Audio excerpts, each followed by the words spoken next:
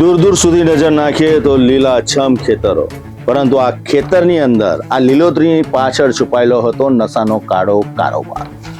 ગુજરાત રાજ્ય ભારત દેશના યુવાનોને બરબાદ કરતા નશાનો કારોબાર ફેલાયેલો હતો.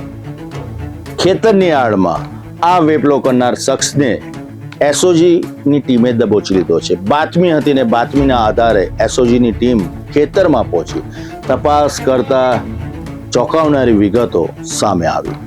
પોલીસ પણ એક તબક્કે ચોંકી ઉઠી કે આટલા મસ્ત મોટા ખેતરની અંદર આ નશાનો વેપલો કોણ કરી રહ્યો છે. હવે સવાલ એ ઉભો થાય છે કે માત્ર એક વ્યક્તિ પૂરતું સીમિત છે કે પછી સમગ્ર નેટવર્ક ગોઠવાયેલું છે? કોણ છે આની પાછળનો મુખ્ય સૂત્રધાર અને માસ્ટર માઇન્ડ? પ્રથમ વખત નથી બન્યું, પરંતુ હવે આદિવાસી પંથકની અંદર લીલાછમ જે ખેતરો છે તેની આડમાં નશાનો પાક ઉગાડવાનું ષડયંત્ર દિવસો દિવસ દિન પ્રતિદિન ખુલ્લું પડતું આવે છે. એ છોટાઉદેપુર હોય, દેવગઢ બારિયા હોય, પંચમહાલ હોય કે દાહોદ હોય, ફરી એક વખત પોલીસને પર્દાફાશ કરવામાં સફળતા મળી છે.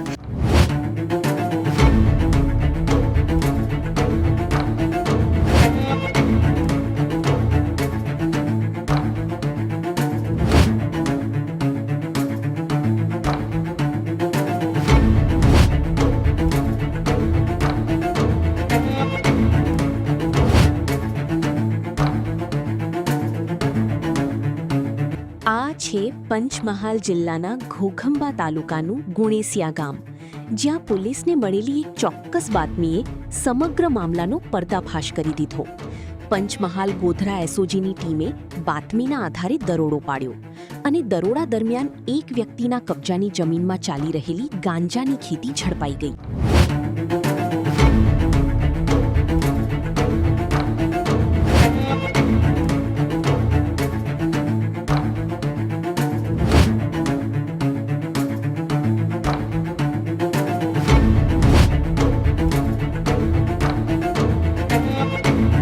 પોલીસ જ્યારે ખેતરે પહોંચી તપાસ કરી તો એક બે નહીં પરંતુ એક પછી એક 16 જેટલા ગાંજાના છોડ મળી આવ્યા. આ છોડ જોઈને પોલીસ ચોક્કસ ચોંકી ઉઠી. નશાના કાળા કારોબાર તરફ આ છોડની કડીઓ ઇશારો કરતી હતી. પોલીસે 9 કિલોથી વધુ ગાંજાના છોડ કબજે કર્યા, જેની અંદાજિત કિંમત 4.5 થી 5 લાખ રૂપિયા થવા જાય છે. પોલીસે ખેતરના માલિકને દબોચી લીધો છે. તપાસની શરૂઆત કરી છે, પરંતુ કોણ છે એ વ્યક્તિ કે આવા ખેડૂતોને, જગતના તાતને નશાના છોડ આપી જાય છે ઉગાડવા માટે?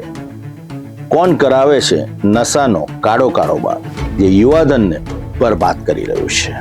પોલીસ હવે તપાસમાં લાગી છે.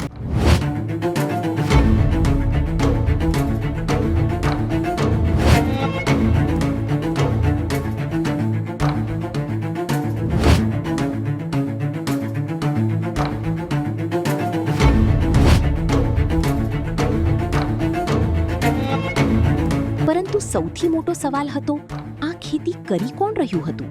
પોલીસે તપાસનો દોર આગળ વધારતા મંગાભાઈ શનાભાઈ નાયક નામના શખ્સની ધરપકડ કરી. પ્રાથમિક તપાસમાં સામે આવ્યું કે આરોપી પોતાની જમીનમાં જ ગાંજાની ખેતી કરી રહ્યો હતો. હવે પોલીસ એ દિશામાં પણ તપાસ કરી રહી છે કે આ ગાંજો માત્ર સ્થાનિક સ્તર સુધી જ મર્યાદિત હતો કે પછી તેની પાછળ કોઈ મોટું સપ્લાય નેટવર્ક કાર્યરત છે.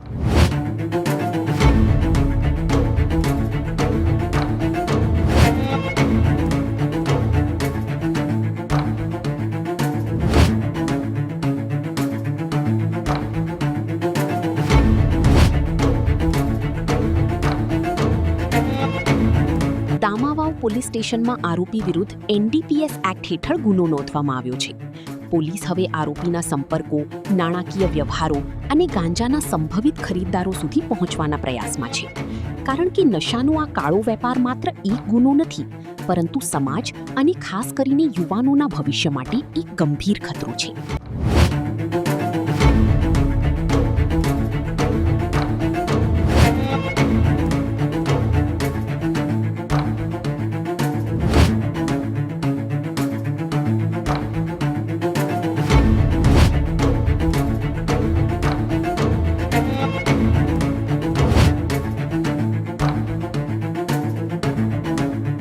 ખેતરમાં લહેરાતી અને ઉગતી લીલોતરી માત્ર લીલોતરી ન હતી, પરંતુ નશાની જીવતી જાગતી ઉગાડેલા છોડની સાબિતી હતી.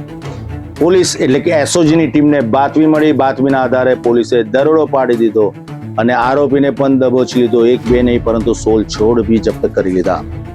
હવે પોલીસ જે તપાસ કરવી રહી કે આ માત્ર એક ખેતર પૂરતું સીમિત છે કે પંચમહાલમાં નશાના કાળા કારોબાર અને યુવાધનને બરબાદ કરવાનું કાવતરું રચનાર થોડી લાલચમાં આવીને જગતનો તાજ જે રીતના ગાંજાના છોડ ઉગાડે છે, એ બીજા પણ ખેતરોની અંદર આવા ગાંજાના છોડ દટાયેલા છે. પોલીસ પ્રમાણિકતાપણે તપાસ કરશે તો ઘણી બધી વિગતો બહાર આવશે અને નશાનો કાળો કારોબાર અને વેપલો કરનારનું પગેરું મળશે. મુખ્ય વાત જ એ છે કે આ છોડ જગતના તાતને રોપણી કરવા લાલચ આપીને કોણ આપી જાય છે. પોલીસે સૂત્રધાર સુધી, માસ્ટરમાઇન્ડ સુધી પહોંચશે ને તો ઓટોમેટિક બીજા ખેતરોના જગ્યા અને સ્થળના નામ સામે આવશે. સાથે સાથે આ વેપલો બી અટકી જશે. ખૂબ ગંભીર સમસ્યા છે, કેમ કે અમારા થકી આ 5મી કે 6ઠ્ઠી ઘટના છે અને વિસ્તાર અલગ અલગ છે જે ખેતરોમાં ગાંજાના છોડ ઉગાડવામાં આવ્યા છે. સતત આવી ઘટનાઓ પર અમારી નજર રહેશે અને ચોક્કસપણે તેનો પર્દાફાશ થશે.